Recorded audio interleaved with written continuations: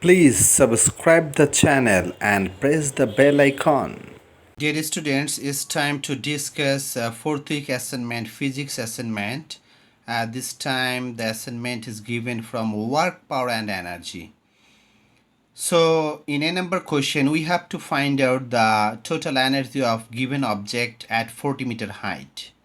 So mass is 75 and velocity is 0 because it is not moving. So it is in rest, that is why v is 0.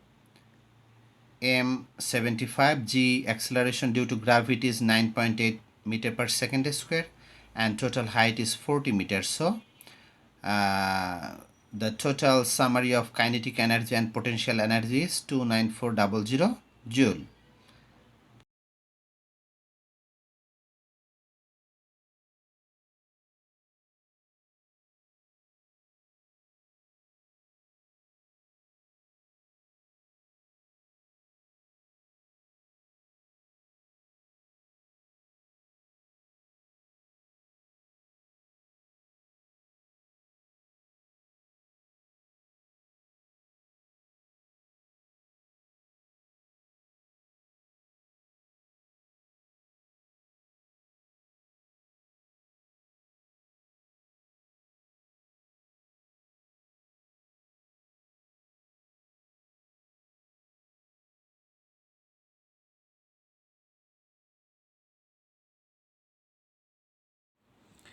In C number, we have to find out that the above phenomenon abide by the law of conservation of energy. That is why, first of all, we have to find out the kinetic energy at the top. That means 40-meter height equals to half mv square. So as at the top of 40-meter, the object is in rest. That is why kinetic energy is 0. And potential energy, it will be 29400 joule. Then after 10 meter, that means it was at 40-meter height, then 40 minus 10 or 30-meter height, what will be the velocity? Velocity will be 14 meter per second. Now we have to find out the time. That is why we use v equals to u plus gt, then t equals to 1.43 second.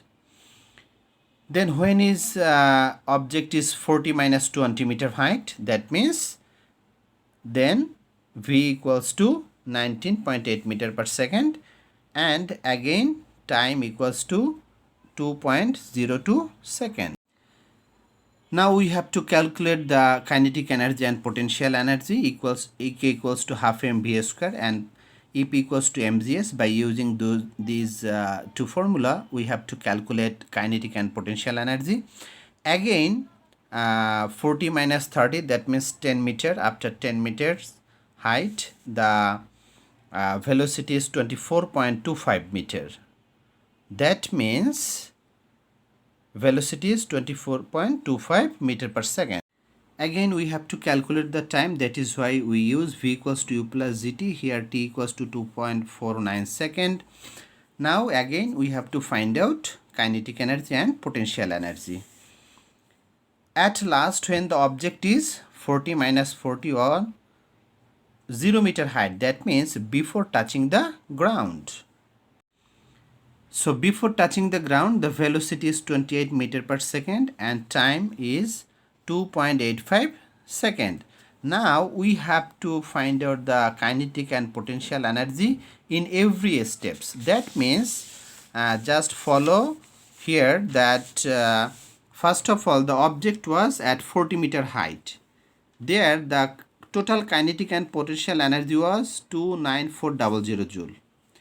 And after falling 10 meters, that means at 30 meter height, the total kinetic and potential energy is 29400 joule. That means after 10 meter, the total energy is same. Then the total energy at 20 meter height, it will also be the same result, 29400 joule. Total energy at 10 meter height, it will be 29400, and at last at 0 meter height, that means before touching the ground, the total energy is 29400 joule. So, the above mathematical explanation showed that the total energy of a free-falling body is equal and abide by the law of conservation of energy. But I think you have a question, why did I find different times in every steps? That means the object was at 40-meter height. After every 10-meter falling, I find out some time here. Why did I find? Because we have to make graph. So to complete our graph, we have to find out the time.